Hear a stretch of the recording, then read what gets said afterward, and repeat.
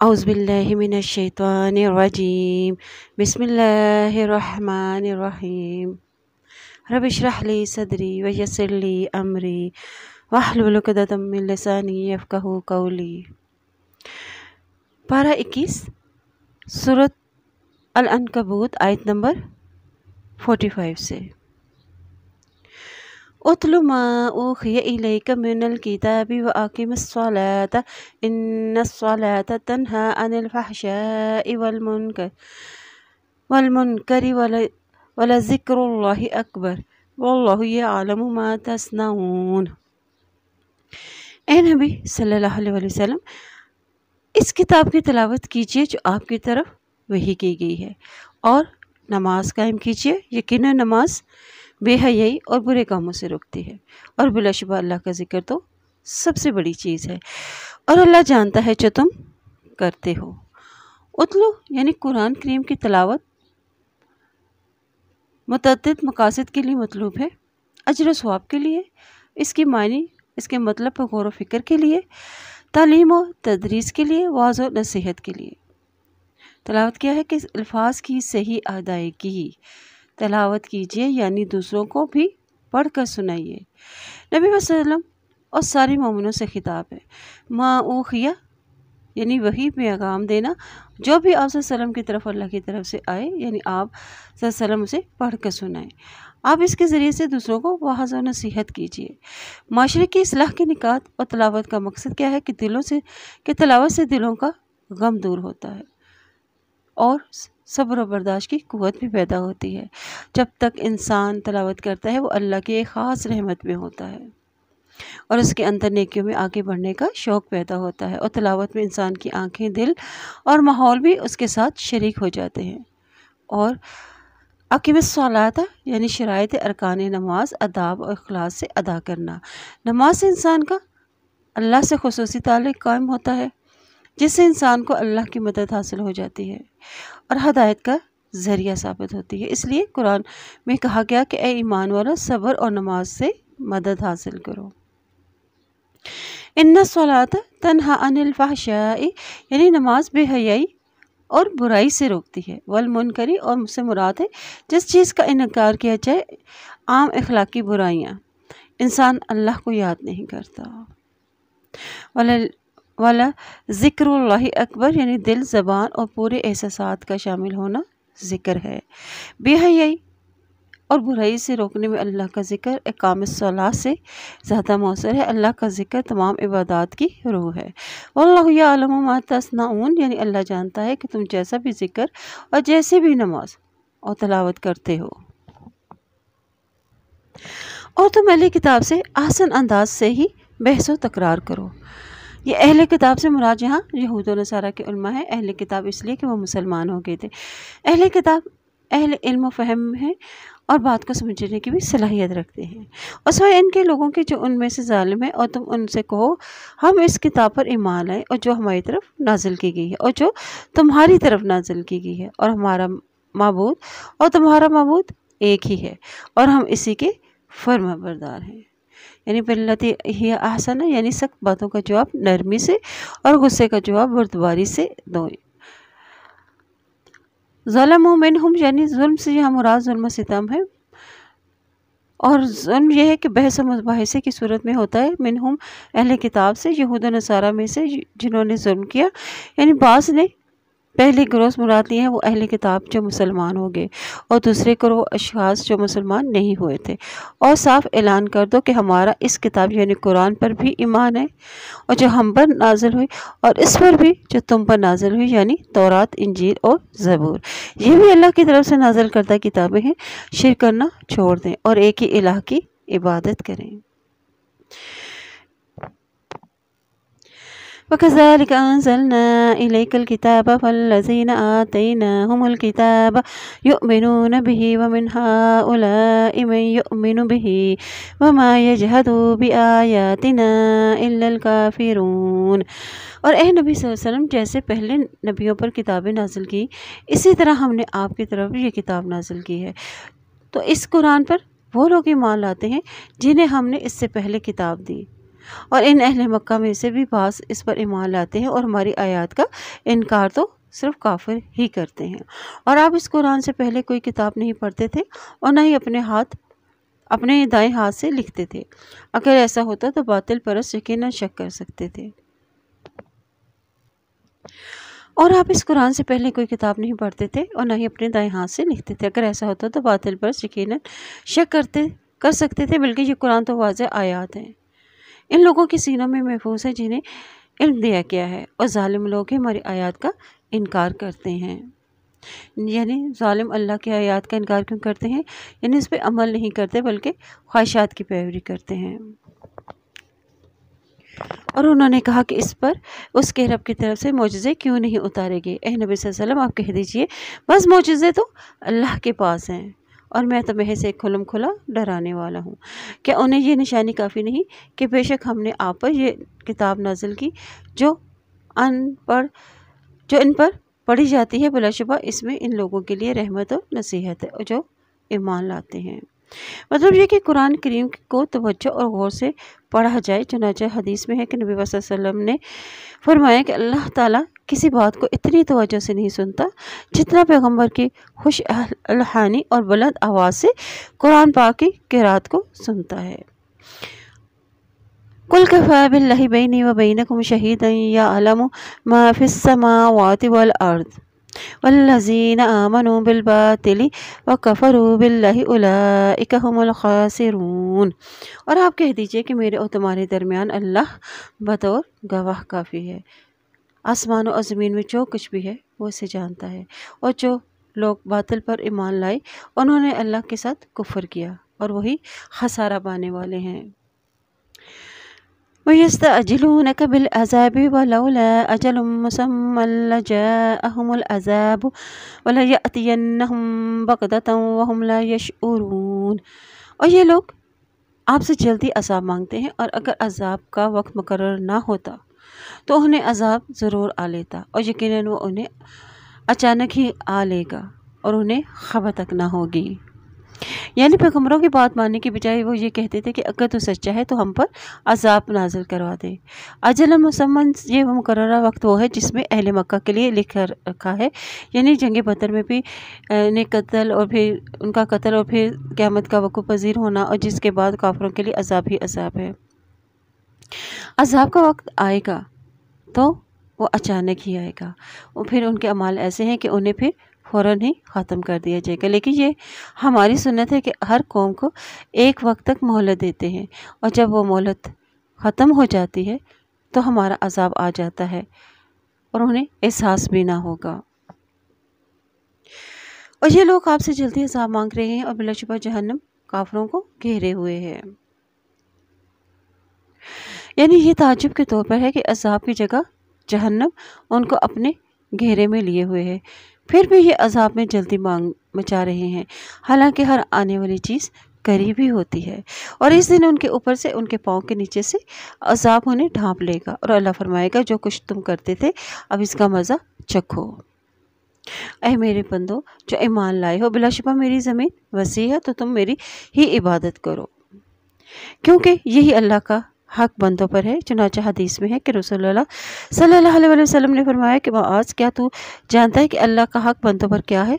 اس پر حضرت معاذ رضی اللہ تعالیٰ عنہ کہتے ہیں کہ میں نے کہا نہیں، تو آپ صلی اللہ علیہ وسلم نے فرمایا اللہ کا حق بندوں پر یہ ہے کہ وہ صرف اللہ کی عبادت کریں اور اسی کی عبادت میں کسی کو شریک نہ کریں۔ اور ہر جاندار کل نفس ذائقۃ الموت ثم الینا ترجعون، اور ہر جاندار موت کا مزہ چکھنے والا ہے، پھر تم ہماری ہی طرف لوٹائے جاؤ گے۔ اور جو لوگ ایمان لائے اور انہوں نے نیک عمل کیے، ہم انہیں جنت کے بالا خانوں میں ضرور جگہ دیں گے، اور ان کے نیچے سے نہریں جاری ہوں گی، اور وہ ان میں ہمیشہ رہیں گے۔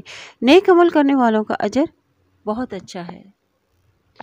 اور زمین پر چلنے والے کتنے ہی جانور ہیں جو اپنا رزق اٹھائے نہیں پھرتے، اللہ انہیں اور تمہیں بھی رزق دیتا ہے، اور وہ خوب سننے والا اور خوب جاننے والا ہے۔ یعنی انسان کو ایک خوف ہوتا ہے کہ وہ رزق کہاں سے آئے گا اور اسے ذخیرہ کیسے کیا جائے۔ رزق کی جگہ کے لیے اللہ تعالیٰ کا رزق اپنے مخلوق کے لیے عام ہے، سب کا روزی رساں اللہ ہی ہے۔ انسانوں کو یہاں تسلی دی جا رہی ہے کہ اگر اللہ پرندوں کو روزی دیتا ہے تو کیا وہ تمہیں روزی نہ دے گا؟ فقر و فاقہ کا ڈر ہجرت میں رکاوٹ نہ بنے، اس لیے اللہ تعالیٰ نے تمہاری اور تمہارے مخلوق کی روزی کا ذمہ دار ہے۔ وہ سمیع علیم، یعنی تمہارے اعمال و افعال کو، تمہارے ظاہر و باطن کو جاننے والا ہے، اس لیے صرف اسی ہی سے ڈرو اور اسی ہی کی اطاعت کرو۔ اور بلا شبہ اگر آپ ان سے پوچھیں کہ آسمان و زمین کس نے پیدا کیے اور کس نے سورج اور چاند خدمت پر لگائے، تو وہ ضرور کہیں گے اللہ نے۔ پھر کہاں سے وہ بہکے جاتے ہیں؟ یعنی یہ مشرکین جو مسلمانوں کو محض توحید کی وجہ سے اذیتیں پہنچا رہے ہیں، ان سے اگر پوچھا جائے کہ آسمان اور زمین کو عدم سے وجود میں لانے والا اور سورج اور چاند کو اپنے اپنے مدار پر چلانے والا کون ہے، تو یہ سب تو اللہ ہی کرنے والا ہے، وہاں کوئی اعتراض نہ ہوگا۔ یہ سارے دلائل اعتراض کے باوجود حق سے اعراض برتتے ہیں۔ اللہ یبسط الرزق لمن یشاء من عبادہ ویقدر لہ ان اللہ بکل شیء علیم۔ اور اللہ اپنے بندوں میں سے جس کے لیے چاہتا ہے رزق کشادہ کرتا ہے اور جس کے لیے چاہتا ہے تنگ کر دیتا ہے۔ بلا شبہ اللہ ہر چیز کو خوب جانتا ہے۔ یبسط الرزق یعنی رزق کی کشادگی، یہ مشرکین کے اعتراض کا جواب ہے۔ مشرکین مسلمانوں پر اعتراض کرتے تھے کہ تم نماز اور قرآن پڑھتے ہو، اس کے باوجود تمہارے پاس دنیا کا آرام نہیں، اور اس کا جواب دیا جا رہا ہے کہ کسی کے رزق میں کمی یا زیادتی اللہ ہی کی طرف سے ہے، وہ جسے چاہے زیادہ یا کم کر کے دے۔ بے شک اللہ تعالیٰ ہر چیز کو جاننے والا ہے، یعنی اسے معلوم ہے کہ کس کو رزق دیا جائے اور کس کو نہ دیا جائے، اور کس کو رزق سے وہ سرکش ہوگا اور کون شکر گزار ہوگا۔ اور البتہ آپ ان سے پوچھیں گے کہ کس نے آسمان سے پانی نازل کیا، پھر کس نے زمین کی موت یعنی ویرانی کے بعد اس پانی سے اسے زندہ کیا، تر و تازہ کیا، تو وہ ضرور کہیں گے کہ اللہ نے۔ تو آپ کہہ دیجیے الحمدللہ، لیکن ان کے اکثر عقل سے کام نہیں لیتے، اور یہ دنیا کی زندگی ایک کھیل تماشے کے سوا کچھ نہیں، اور بلا شبہ دارالآخرت کی زندگی ہی اصل زندگی ہے، اور کاش لوگ جانتے ہوتے۔ یعنی اہل جنت کا کیا مقام ہوگا اور وہاں ان کو کیسی نعمتیں ملیں گی۔ ایک حدیث میں ہے کہ جنت میں داخل ہونے والے پہلے گروہ کی صورتیں 14ویں کے چاند کی طرح چمک رہی ہوں گی، اور وہ تھوک ناک کے رطوبت اور بول و براز یعنی بشرا ضروریات سے بھی مبرہ ہوں گے، اور ان کے برتن سونے کے اور کنگھیاں بھی سونے چاندی کی ہوں گی۔ انگیٹھیوں میں عود کی خوشبودار لکڑی استعمال ہوگی، اور ان کے پسینے سے مشک کی خوشبو پھوٹے گی، اور ہر ایک کی 2 بیویاں ہوں گے، اور جن کی خوبصورتی اور نزاکت اتنی ہوگی کہ ان کی پنڈلیوں کی ہڈی کا کودا بھی باہر دکھائی دے رہا ہوگا۔ جنتی آپس میں اختلاف اور بغض سے بھی پاک ہوں گے، اور وہ صبح شام اللہ کی تسبیح بیان کریں گے، سبحان اللہ۔ پھر جب وہ مشرکین فَإِذَا رَكِبُوا فِي الْفُلْكِ دَعَوُا اللَّهَ مُخْلِصِينَ لَهُ الدِّينَ فَلَمَّا نَجَّاهُمْ إِلَى الْبَرِّ إِذَا هُمْ يُشْرِكُونَ۔ پھر جب وہ مشرکین کشتی میں سوار ہوتے ہیں تو وہ اللہ خالص اللہ کی اطاعت کرتے ہوئے اسے پکارتے ہیں، پھر جب وہ انہیں خشکی کی طرف نجات دے دیتا ہے تو خشکی پر آتے ہی وہ شرک کرنے لگتے ہیں۔ وہ ایسا اس لیے کرتے ہیں تاکہ وہ اس نعمت کی ناشکری کریں جو ہم نے انہیں دی، اور تاکہ وہ مزے اڑائیں اور پھر جلد وہ اس انجام کو جان لیں۔ اور کیا انہوں نے دیکھا نہیں کہ بے شک ہم نے حرم یعنی مکہ کو پرامن بنایا، جبکہ لوگ اس کے ارد گرد سے اچک لیے جاتے ہیں، اور پھر کیا وہ باطل پر ایمان لاتے ہیں اور اللہ کی ناشکری کرتے ہیں۔ اور اس شخص سے زیادہ ظالم کون ہوگا جس نے اللہ پر جھوٹ کھڑا، یا جب حق کے اس کے پاس آیا تو اس نے اسے جھٹلا دیا۔ کہ ایسے کافروں کا ٹھکانہ جہنم نہیں ہے؟ وَالَّذِينَ جَاهَدُوا فِينَا لَنَهْدِيَنَّهُمْ سُبُلَنَا وَإِنَّ اللَّهَ مَعَ الْمُحْسِنِينَ اور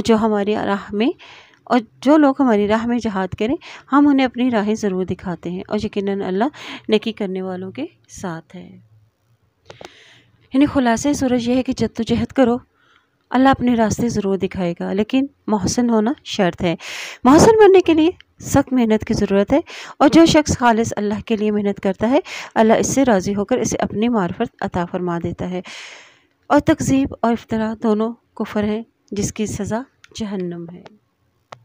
اور دین میں عمل کرنے میں جو بھی دشواریاں اور آزمائشیں اور مشکلات پیش آتی ہیں دنیا اور آخرت کے وہ راستے ہیں یہ جس پہ چل کر انسان اللہ کی رضا حاصل کر لیتا ہے۔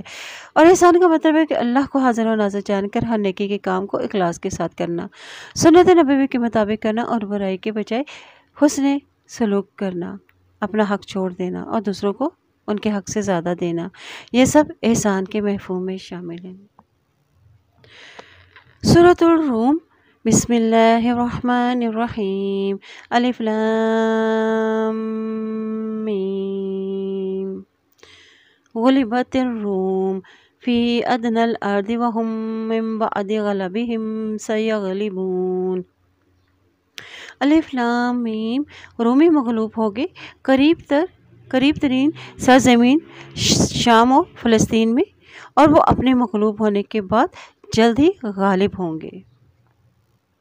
الروم یعنی نصارہ، فی ادنی الارض شام اور فلسطین کے علاقے، سیغلبون یعنی کامیاب ہو جائیں گے۔ عہد رسالت میں دو بڑی طاقتیں فارس ایرانی اور روم تھیں۔ فارس آتش پرست اور رومی عیسائی اہل کتاب تھی۔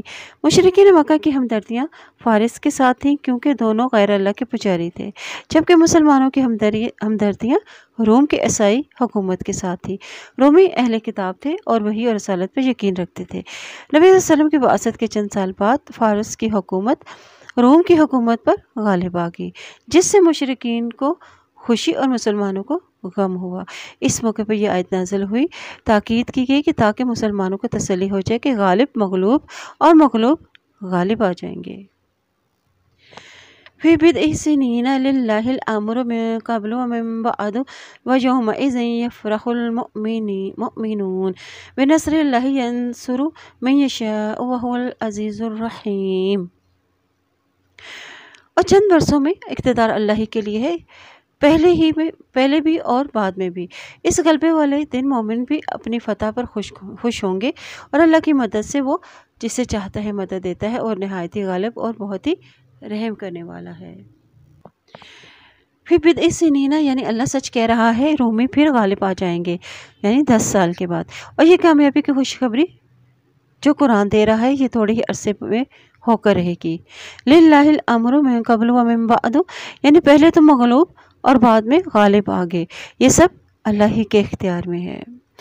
وَيَوْمَئِذٍ يَفْرَحُ الْمُؤْمِنُونَ یعنی رومی جو ہے وہ 9 سال کی مدت کے اندر یعنی 7ویں سال دوبارہ جو ہے وہ فارس پر غالب آگئے، اور ان کے ہم مذہب اللہ اور آخرت کو ماننے والے کامیاب ہو گئے۔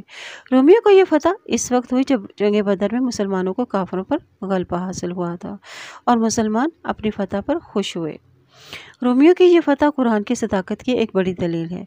نزدیک کی زمین سے مراد یہاں عرب کی زمین کے قریب کے علاقے یعنی شام اور فلسطین جہاں عیسائیوں کی حکومت ہے۔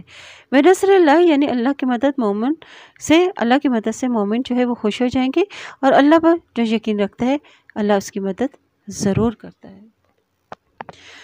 وعد اللہ لا یخلف اللہ وعدہ ولکن اکثر الناس لا یعلمون۔ اور یہ اللہ کا وعدہ ہے، اللہ اپنے وعدے کے خلاف نہیں کرتا، لیکن اکثر لوگ نہیں جانتے۔ یعنی وعد اللہ یعنی رومی فارس پر دوبارہ غالب آگے، اور مومنوں کی مدد کا وعدہ جو اللہ نے ان کی مدد کی۔ یعنی اے محمد صلی اللہ علیہ وسلم، ہم آپ کو جو خبر دے رہے ہیں کہ عنقریب رومی فارس پر دوبارہ غالب آ جائیں گے، یہ اللہ کا سچا وعدہ ہے جو یقیناً پورا ہو کر رہے گا۔ وہ دنیا کی زندگی کا صرف ظاہری پہلو جانتے ہیں، اور وہ آخرت سے تو بالکل ہی غافل ہیں۔ یعنی اکثر لوگوں کو دنیاوی معاملات کا خوب علم ہوتا ہے، چنانچہ وہ ان میں تو اپنی جو مہارت فن کا مظاہرہ کرتے ہی رہتے ہیں، جن کا فائدہ عارضی اور چند روزہ ہوتا ہے، لیکن آخرت کے معاملات سے یہ بالکل ہی غافل رہتے ہیں، جس کا نفع مستقل اور پائیدار ہے۔ یعنی دنیا کے امور کو تو وہ خوب جانتے ہیں، پہچانتے ہیں، اور لیکن دین سے وہ بالکل ہی بے خبر ہیں۔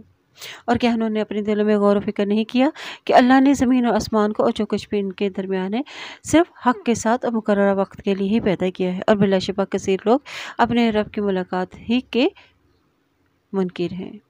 اور کیا وہ زمین میں گھومتے پھرتے نہیں؟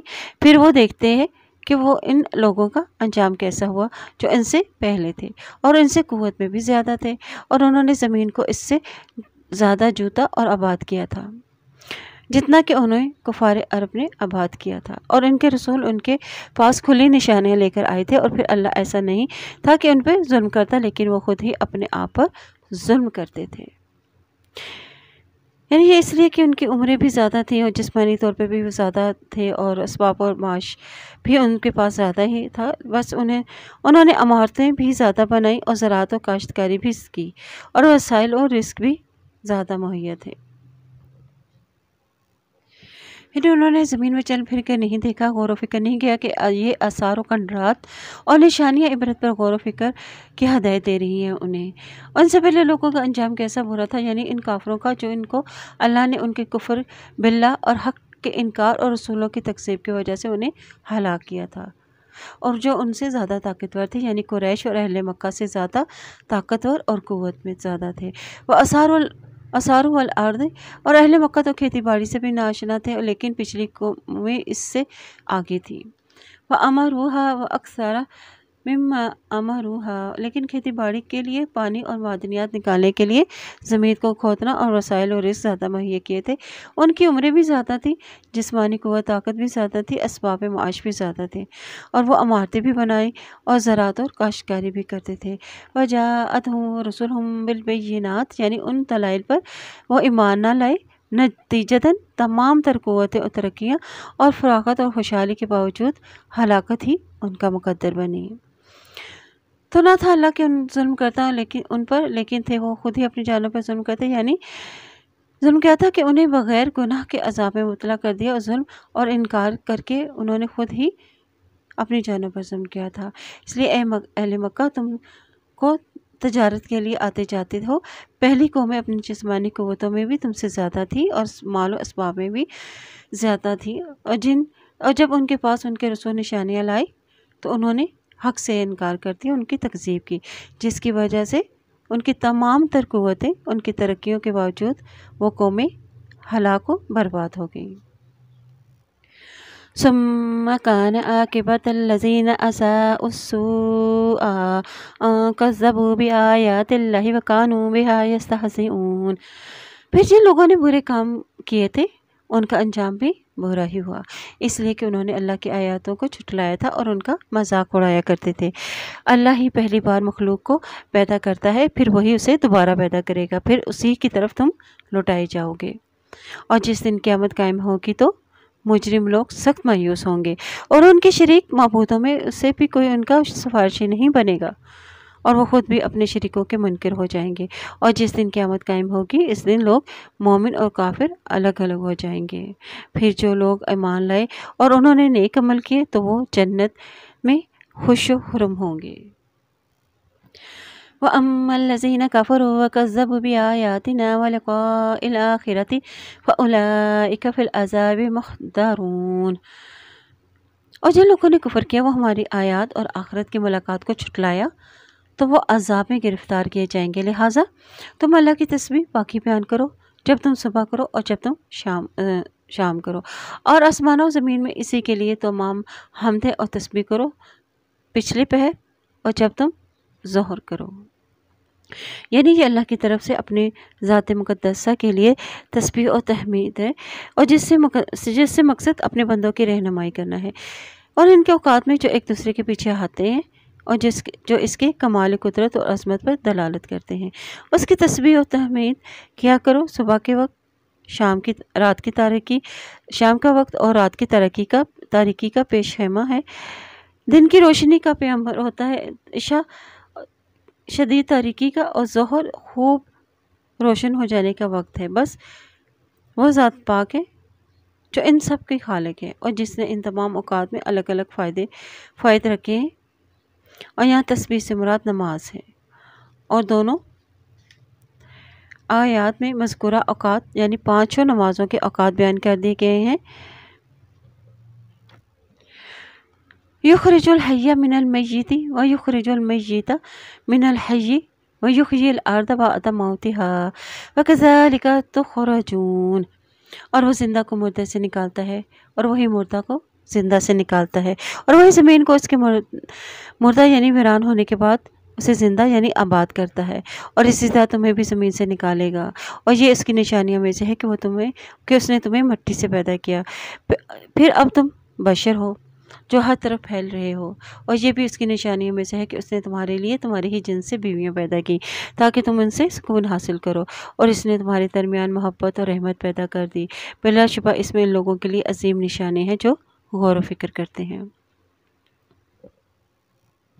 اور اس کی نشانیوں میں سے آسمان اور زمین کی تخلیق اور تمہاری زبانوں اور رنگوں کا اختلاف بھی ہے، اور بلا شبہ اس میں علم والوں کے لیے عظیم نشانیاں ہیں، یعنی آسمان اوپر اور زمین نیچے دونوں ایک دوسرے سے دور ہیں، اور ان کے تعاون سے سارے ہی کام ہو رہے ہیں۔ السنتکم یعنی زبان، آواز، لہجے بھی ایک دوسرے سے مختلف ہیں، ادائیگی اور انداز گفتگو بھی ایک دوسرے سے مختلف ہوتا ہے۔ انسان مٹی سے بنا ہے، پھر اس کے اندر جذبات رکھ دیے اور ایک جیسی ساخت بھی بنائی، اس کے باوجود ان کی زبان، اس کا لہجہ، اس کے ہنسنے بولنے کی آوازوں میں بھی فرق ہے۔ الوانکم یعنی اس طرح ان کے رنگ بھی مختلف ہیں، کوئی گورا ہے، کوئی کالا ہے، کوئی قدمی رنگ والا ہے، اور ان کے چہروں کے حد و حال بھی، جسمانی ساخت بھی اور قد و قامت بھی مختلف ہیں۔ یہ اللہ کی قدرت کا کمال ہے کہ پھر بھی کسی ایک ملک کے باشندے دوسرے ملک کے باشندوں سے ممتاز ہوتے ہیں۔ اور اس کی نشانیوں میں سے ہے کہ تمہارا رات اور دن کو سونا اور تمہارا اس کے فصل کو تلاش کرنا، اور بے شک اس میں ان لوگوں کے لیے بھی عظیم نشانے ہیں جو سنتے ہیں، اور یہ بھی ان کی نشانیوں میں سے ہے کہ وہ تمہارے ڈرانے اور امید دلانے کے لیے بجلی دکھاتا ہے، اور وہ آسمان سے پانی نازل کرتا ہے، پھر اس سے زمین کے مردہ ہو جانے کے بعد اسے زندہ کر دیتا ہے۔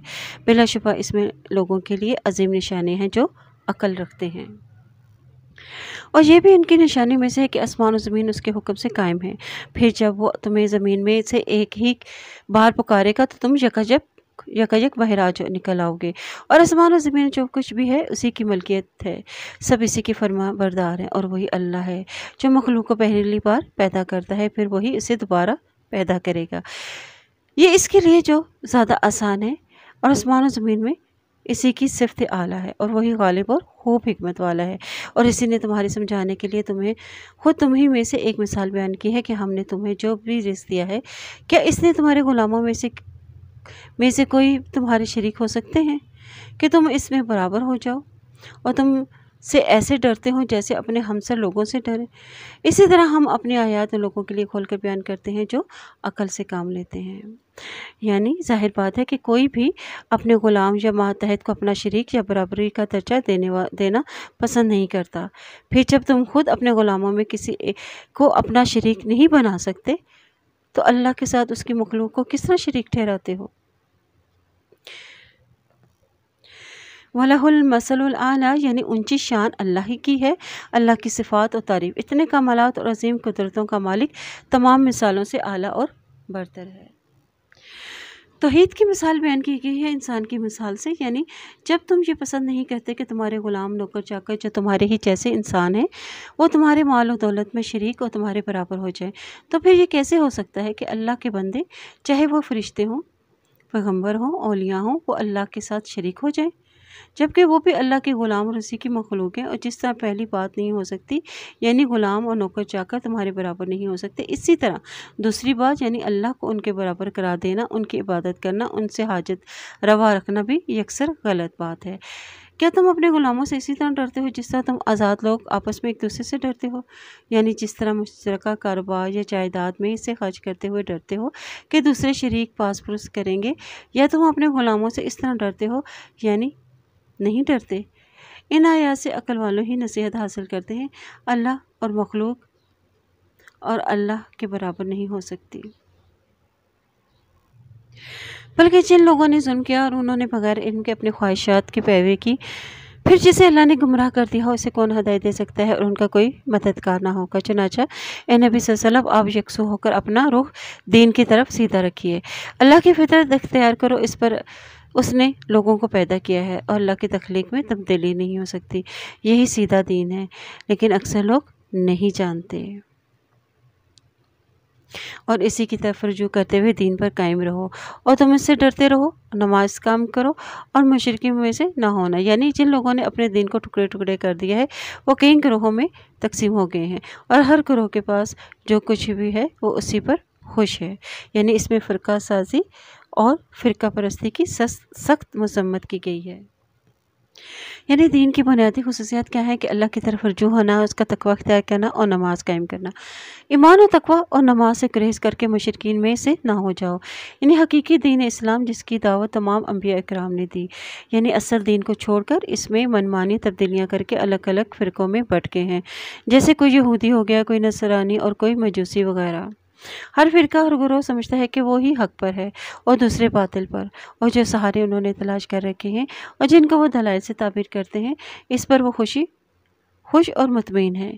بدقسمتی سے ملت اسلامیہ کا بھی یہی حال ہے کہ وہ بھی مختلف فرقوں میں بٹ گئی ہے، حالانکہ حق پر تو صرف ایک ہی گروہ ہے، جس کی پہچان نبی صلی اللہ علیہ وسلم نے بتلا دی کہ میرے اور میرے صحابہ اکرام کے طریقے پر چلنا ہوگا۔ گروہوں میں بٹنے کی وجہ کیا ہے کہ جب انسان اصل سے اور تقوی سے دور ہو جاتا ہے تو پھر وہ گروہوں میں بٹ جاتا ہے، اور جب لوگوں کو کوئی تکلیف پہنچتی ہے تو وہ اپنے رب کی طرف رجوع کرتے ہوئے اسی ہی کو پکارتے ہیں۔ پھر جب وہ اس کی اپنی طرف سے انہیں رحمت کا مزہ چکھاتا ہے تو ان میں سے کچھ لوگ اپنے رب کے ساتھ شرک کرنے لگتے ہیں تاکہ وہ اس چیز یعنی اس نعمت کی ناشکری کریں جو ہم نے انہیں دی ہے۔ تو تم فائدہ اٹھا لو، پھر جلد ہی تم جان لو گے کیا ہم نے اس پر کوئی ایسی دلیل نازل کی ہے کہ وہ ان کے شرک کرنے کو صحیح بتاتی ہو؟ اور پھر جب ہم لوگوں کو اپنی رحمت کا مزہ چکھاتے ہیں تو وہ اس پر خوش ہو جاتا ہے، اور اگر ان کے ہاتھوں کے آگے بھیجی ہوئی کمائی کی وجہ سے کوئی مصیبت انہیں آ لے تو فوراً ہی وہ نا امید ہو جاتے ہیں۔ یعنی انسان کی اکثریت کا ہی یہی شیوہ ہے کہ راحت پر وہ اترانے لگتا ہے، اور جب مصیبت میں مبتلا ہوتا ہے تو پھر نا امید ہو جاتا ہے۔ البتہ اہل ایمان اس سے مستثنیٰ ہیں، وہ تکلیف میں صبر اور راحت میں اللہ کا شکر ادا کرتے ہیں، یعنی عمل صالح کرتے ہیں۔ یوں دونوں حالتیں ان کے لیے خیر اور اجر و ثواب کا باعث بنتی ہیں۔ اور کیا انہوں نے نہیں دیکھا کہ بے شک اللہ تعالیٰ جس کے لیے چاہے رزق کو کشادہ کر دیتا ہے اور جس کے لیے چاہے تنگ کر دیتا ہے۔ بلا شبہ فراخی اور تنگی میں ان لوگوں کے لیے عظیم نشانے ہیں جو ایمان لاتے ہیں، لہٰذا آپ قرابت داروں کو اس کا حق ادا کریں اور مسکینوں اور مسافروں کو بھی۔ یہ ان لوگوں کے لیے بہتر ہے جو اللہ کا چہرہ چاہتے ہیں، اور یہی لوگ فلاح پانے والے ہیں۔ اور تم سود پر جو قرض دو تاکہ وہ لوگوں کے اموال میں شامل ہو کر بڑھتا رہے تو وہ اللہ کے ہاں نہیں بڑھتا، اور تم اللہ کا چہرہ چاہتے ہوئے جو کچھ بطور زکوٰۃ دو تو ایسے لوگ ہی اپنا مال کئی گنا بڑھانے والے ہیں۔ ربا یعنی سود جو مال بڑھانے کے لیے دیا جاتا ہے، اور جس قرض سے اضافی مال ملے، ہر قرض وہ جو نفع کھینچے۔ سود سے بظاہر اضافہ معلوم ہوتا ہے، لیکن در حقیقت ایسا نہیں، بلکہ اس کی نحوست دنیا اور آخرت میں تباہی کا باعث بنتی ہے۔ یعنی جو بھی تم عطیہ اس نیت سے دو کہ وہ واپس کی صورت میں زیادہ ملے، بس اللہ کے ہاں اس کا ثواب نہیں۔ حدیث شریف میں آتا ہے کہ حلال کمائی سے ایک کھجور کے برابر صدقہ بڑھ چڑھ کے احد پہاڑ کے برابر ہو جاتا ہے۔ اور رشوت کیا ہے؟ رشوت وہ تحفہ ہے جس میں کوئی ناجائز طریقے سے کام نکلوانا مقصود ہو۔ رشوت بطور تحفہ بھی قبول نہ کیا جائے۔ وَمَا آتَيْتُم مِّن زَكَاةٍ تُرِيدُونَ وَجْهَ اللَّهِ فَأُولَٰئِكَ هُمُ الْمُضْعِفُونَ۔ اور زکوٰۃ کیا ہے؟ زکوٰۃ سے مال میں برکت ہوتی ہے، اور قیامت والے دن اس کا اجر و ثواب بھی کئی گنا ملے گا، اور اس سے اللہ کی رضا بھی حاصل ہوگی۔ اور مال خرچ کرنے کا اصل مقصد کیا ہونا چاہیے؟ وجہ اللہ، یعنی اللہ کی رضا۔ زکوٰۃ وہ مال ہے جو اللہ کی رضا کے لیے دیا جاتا ہے۔ زکوٰۃ مال کو بڑھانے کا بھی ذریعہ ہے۔ اور اللہ وہ ذات ہے جس نے تمہیں پیدا کیا، پھر اس نے تمہیں رزق دیا، پھر وہ تمہیں موت دے گا، اور پھر وہ تمہیں زندہ کرے گا۔ اور کیا تمہارے شریکوں میں سے کوئی ہے جو ان کاموں میں سے کچھ کر سکے؟ اللہ ان کے شریک ٹھہرانے سے پاک اور اعلیٰ ہے۔ خشکی اور تری میں فصاحت ظاہر ہو گیا جو لوگوں کے ہاتھوں کی کمائی کا نتیجہ ہے، تاکہ اللہ انہیں ان کے پاس مال کا مزہ چکھائے جو انہوں نے کیے ہیں، تاکہ وہ ہدایت کی طرف رجوع کریں۔ یہاں فساد سے مراد یعنی ہر وہ بگاڑ جس سے انسانوں کے معاشرے اور آبادیوں میں امن و سکون تہبالا اور اس کے عیش و آرام میں خلل واقع ہو جائے۔ اور فساد کا خاتمے کے لیے کیا کرنا چاہیے؟ کلمت اللہ یعنی اللہ کا نام بلند کیا جائے، اور جس سے معاشرے کا نظام اطاعت الہی پہ قائم ہو، ظلم کی جگہ عدل قائم ہو، وہاں امن و امان اللہ کی طرف سے خیر و سکون کا نزول ہوتا ہے۔ حدیث شریف میں ہے کہ زمین میں اللہ کی ایک حد قائم ہے، وہاں ان کے انسانوں کے لیے 40 روز کی بارش سے بہتر ہے۔ ایک اور حدیث میں بیان ہے کہ جب ایک بدکار فاجر آدمی فوت ہو جاتا ہے تو بندے ہی اس سے راحت محسوس نہیں کرتے بلکہ شہر بھی اور زمین بھی اور درخت بھی اور جانور بھی سے آرام پاتے ہیں۔ اور فساد پھیلنے کی وجہ بتا دی گئی ہے بما کسبت ایدی الناس، یعنی اپنے اعمال کی وجہ سے۔ قل سیروا فی الارض فانظروا کیف کان عاقبۃ الذین من قبل کان اکثرهم مشرکین۔ آپ کہہ دیجئے تم زمین میں چلو پھرو، پھر دیکھو ان لوگوں کا انجام کیسا ہوا جو ان سے پہلے تھے، ان کے اکثر مشرک ہی تھے۔ یعنی شرک کا خاص طور پر ذکر کیا گیا ہے کہ یہ بہت بڑا گناہ ہے، علاوہ ازیں اس سے دیگر برائیاں بھی جنم لیتی ہیں، کیونکہ اس کا ارتکاب بھی انسان اپنے نفس کی بندگی ہی اختیار کر کے کرتا ہے، اسی لیے اسے بعض لوگ عملی شرک سے بھی تعبیر کرتے ہیں۔ اور اپنا رخ درست دین کی طرف سیدھا رکھیں، اور اس سے پہلے کہ وہ دن آ جائے کہ جو اللہ کی طرف سے ٹلنے والا نہیں، اور اس دن وہ مومن اور کافر الگ الگ ہو جائیں گے، اور جس شخص نے کفر کیا تو اس کے کفر کا وبال اسی پر ہوگا، اور جنہوں نے نیک عمل کیے تو وہ اپنے ہی لیے راہ ہموار کر رہے ہیں، تاکہ اللہ ان لوگوں کو اپنے فضل سے جزا دے جو ایمان لائے اور انہوں نے نیک عمل کیے۔ بلا شبہ اللہ کافروں کو پسند نہیں کرتا، اور ان کی نشانی میں سے یہ بھی ہے کہ وہ بشارت دینے والی ہوائیں بھیجتا ہے تاکہ وہ تمہیں اپنی رحمت کا مزہ چکھائے، اور تاکہ اس کے حکم سے کشتیاں چلیں، اور تاکہ تم اس کا فضل تلاش کرو، اور تاکہ تم اس کا شکر ادا کرو۔ یعنی ان ہواؤں کے ذریعے سے کشتیاں بھی چلتی ہیں، مراد بادبانی کشتیاں ہیں۔ اب انسان نے اللہ کی دی ہوئی دماغی صلاحیتوں سے بھرپور استعمال کر کے دوسری کشتیاں اور جہاز بھی ایجاد کر لیے ہیں جو مشینوں کے ذریعے سے بھی چلتے ہیں، تاہم ان کے لیے بھی موافق اور مناسب ہوائیں ضروری ہیں، ورنہ اللہ تعالیٰ انہیں بھی طوفانی موجوں کے ذریعے سے غرق کر دینے پر قادر ہے۔ اور بلا شبہ ہم نے آپ سے پہلے کئی رسول اور ان کی قوموں کی طرف بھیجے، پھر وہ ان کے پاس روشن دلائل لے کر آئے، مگر انہوں نے انہیں چھٹلا دیا۔ پھر جن لوگوں نے جرم کیے تھے ہم نے ان سے انتقام لیا، اور مومنوں کی مدد کرنا ہم پر لازم ہے۔ یہ گویا نبی صلی اللہ علیہ وسلم ان پر ایمان لانے والے مسلمانوں کو تسلی دی جا رہی ہے کہ کفار و مشرکین کی تکذیب سے مت گھبرائیے، یہ کوئی نئی بات نہیں ہے، ہر نبی کے ساتھ اس کی قوم نے یہی معاملہ کیا ہے، اور کفار کو تنبیہ ہے کہ اگر وہ ایمان نہ لائے تو ان کا حشر بھی وہی ہوگا جو گزشتہ قوموں کا ہوا ہے، کیونکہ اللہ کی مدد تو بالآخر مومنوں کو ہی حاصل ہوگی، اور جس میں پیغمبر اور ان پر ایمان لانے والے شامل ہیں۔ وَلَقَدْ أَرْسَلْنَا مِن قَبْلِكَ رُسُلًا إِلَىٰ قَوْمِهِمْ فَجَاءُوهُم بِالْبَيِّنَاتِ فَانتَقَمْنَا مِنَ الَّذِينَ أَجْرَمُوا وَكَانَ حَقًّا عَلَيْنَا نَصْرُ الْمُؤْمِنِينَ۔ اور بلا شبہ ہم نے آپ سے پہلے کئی رسول ان کی قوموں کی طرف بھیجے، پھر وہ ان کے پاس روشن دلائل لے کر آئے، مگر انہوں نے اس کو چھٹلا دیا۔ پھر جن لوگوں نے جرم کیا ہم نے ان سے انتقام لیا، اور مومنوں کی مدد کرنا ہم پر لازم ہے، اور اللہ وہ ذات ہے جو ہوائیں بھیجتا ہے، پھر وہ بادل اٹھاتی ہیں، اور پھر اللہ اسے آسمان میں جس طرح چاہتا ہے پھیلا دیتا ہے، اور وہ اسے ٹکڑے ٹکڑے کر دیتا ہے۔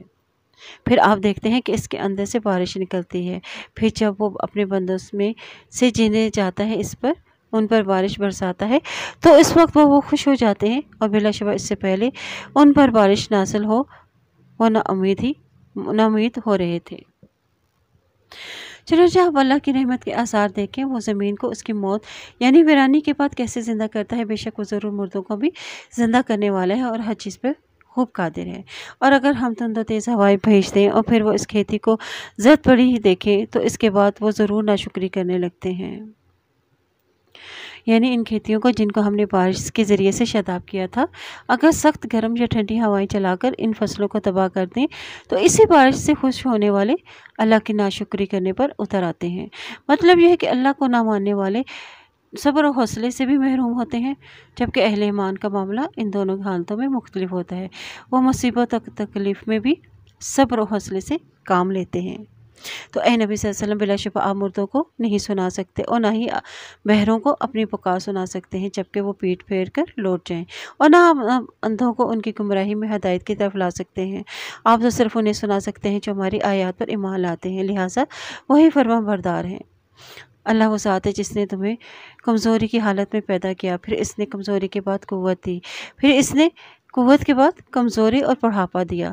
وہ جو چاہے پیدا کرتا ہے، وہ خوب جاننے والا اور بڑی ہی قدرت والا ہے۔ یہاں امام بن کثیر رحمۃ اللہ علیہ فرماتے ہیں کہ انسان یہ کے بعد دیکھے ان حالات اور اطوار سے گزرتا ہے، اس کی اصل مٹی ہے، یعنی اس کے باپ حضرت آدم علیہ السلام کی تخلیق بھی مٹی سے ہوئی تھی، یا انسان جب وہ کچھ کھاتا ہے اور جس سے وہ منی پیدا ہوتی ہے، وہ جو رحم مادرت میں جا کر اس کے وجود و تخلیق کا باعث بنتی ہے، وہ سب مٹی ہی کی پیداوار ہے۔ پھر وہ نطفہ اور نطفے سے علقہ اور پھر ہڈیاں اور پھر جس پر گوشت کا لباس بنایا جاتا ہے اور اس میں روح پھونک دی جاتی ہے، پھر پیدائش، پھر بچپن، بلوغت، جوانی اور پھر بتدریج کہولت اور پھر بڑھاپا، اور حالانکہ اس کے بعد پھر اسے موت آ لیتی ہے۔ اور جس دن قیامت قائم ہوگی، مجرم قسمیں کھائیں گے کہ دنیا میں گھڑی بھر کے سوا کچھ ہی نہیں ٹھہرے، اسی طرح وہ دنیا میں بہکے رہے ہیں۔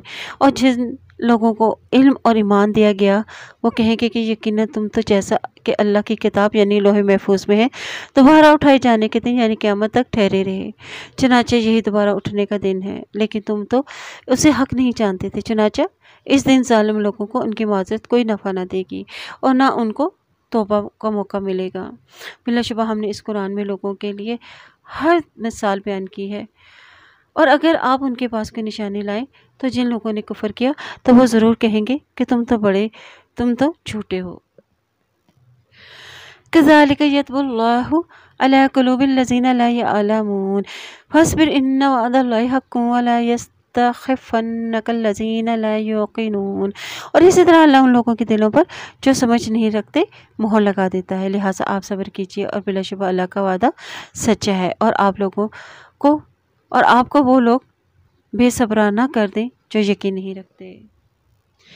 یہ نبی پاک صلی اللہ علیہ وسلم کو تسلی دی جا رہی ہے کہ ان کی مخالفت اور عناد پر اور ان کی تکلیف دہ باتوں پر صبر کیجیے، اس لیے کہ اللہ نے جو آپ سے مدد کا وعدہ کیا ہے وہ ہر صورت پورا ہوگا، اور آپ کو غضناک کر کے صبر ترک کرنے پر مجبور نہ کر دیں، بلکہ آپ اپنے موقف پر ڈٹے رہیے اور اپنے مقصد کی طرف سیدھے چلتے رہیے۔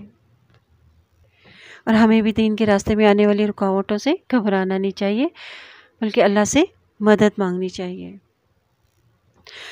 سورۃ اللقمان، بسم اللہ الرحمن الرحیم، الف لام میم، تلک آیات الکتاب الحکیم، ھدی ورحمۃ للمحسنین۔ الف لام میم، یہ حکمت والی کتاب کی آیات ہیں جو نیکوکار کے لیے ہدایت اور رحمت ہیں۔ محسنین، محسن کی جمع ہے۔ اس کے ایک معنی تو یہ ہے کہ احسان کرنے والا، والدین کے ساتھ اور رشتہ داروں کے ساتھ اور ضرورت مندوں کے ساتھ، اور دوسرے معنی ہے نیکیاں کرنے والا یعنی برائیوں سے روکنے والا، اور دوسرے معنی یہ ہے کہ اللہ کی عبادت نہایت اخلاص اور خشوع و خضوع کے ساتھ کرنے والا۔ اور جس طرح حدیث میں ہے کہ قرآن ویسے تو سارے جہانوں کے لیے ہدایت و رحمت کا ذریعہ ہے، لیکن اس سے اصل فائدہ چونکہ محسنین اور متقین ہی اٹھاتے ہیں، اس لیے یہاں اسی طرح فرمایا گیا ہے۔ یہ قرآن اللہ کا نازل کرتا ہے، اور یہ جس پیغمبر پر نازل ہوا وہ سچا ہے، جو شریعت وہ لے کر آیا ہے انسان اس کا محتاج ہو، اسی کی اصلاح اور سعادت کی تکمیل اسی شریعت میں ممکن ہے۔ دوسرا یہ کہ مشرکین اپنے ساتھیوں کو اس قرآن کے سننے سے روکتے تھے کہ کہیں وہ اس سے متاثر ہو کر مسلمان ہو جائیں۔ قرآن کے آنے کا مقصد ھدی و رحمہ یعنی کن کے لیے یہ ہدایت و رحمت ہے؟ للمحسنین، محسنین یعنی کسی کام کو اچھے طریقے سے کرنے والا جیسے کہ اس کا حق ہو۔ اور محسنین کی یہ صفات ہے الذین یقیمون الصلاۃ ویؤتون الزکاۃ ھم بالآخرۃ ھم یوقنون اولئک علی ھدی من ربہم واولئک ھم المفلحون۔ یعنی یہ محسن لوگ، جو لوگ نماز قائم کرتے ہیں اور زکوٰۃ ادا کرتے ہیں اور وہ آخرت پر یقین رکھتے ہیں، یہی وہ لوگ اپنے رب کی طرف سے ہدایت پر بھی ہیں، اور یہی لوگ فلاح پانے والے ہیں۔ یعنی محسنین کی صفات ہیں کہ وہ نماز قائم کرتے ہیں، زکوٰۃ ادا کرتے ہیں اور آخرت پر یقین رکھتے ہیں۔ محسن کسی کام کو کمال کے درجے میں کرنے والا محسن وہ ہے جو ہر کام اللہ کے رضا کے لیے کرتا ہے اور ان کے اندر پہلے ہی سے خیر موجود ہوتی ہے، وہ اچھائیوں کی تلاش میں رہتے ہیں اور اپنی عبادت میں اچھا رویہ اختیار کرنے والے ہوتے ہیں، حقوق اللہ اور حقوق العباد ادا کرنے والے، نیکی کا ہر موقع تلاش کرنے والے اور برائیوں سے دور رہنے والے۔ محسنین کے لیے کیا انعام رکھا گیا ہے کہ یہی لوگ ہدایت پر ہیں اور یہی فلاح پانے والے ہیں۔ المفلحون یعنی ایسی کامیابی انہیں کامیابی انہی کا حق ہے اور کامیابی انہی کے حصے میں آئے گی۔ اور ان لوگوں میں سے بعض وہ ہیں جو لوگ باتیں خریدتے ہیں یا وہ علم کے بغیر اللہ کی راہ یعنی دین سے گمراہ کر دیں اور ان کا مذاق اڑائیں، اور یہی وہ لوگ ہیں جن کے لیے رسوا کن عذاب ہے۔ اور جب ایسے شخص پر ہماری آیات تلاوت کی جاتی ہیں وہ تکبر کرتے ہوئے پلٹ جاتے ہیں، جیسے کہ انہوں نے سنی ہی نہیں، گویا کہ ان کے کانوں میں ٹاٹ ہو۔ چنانچہ آپ انہیں دردناک عذاب کی خبر سنا دیجیے۔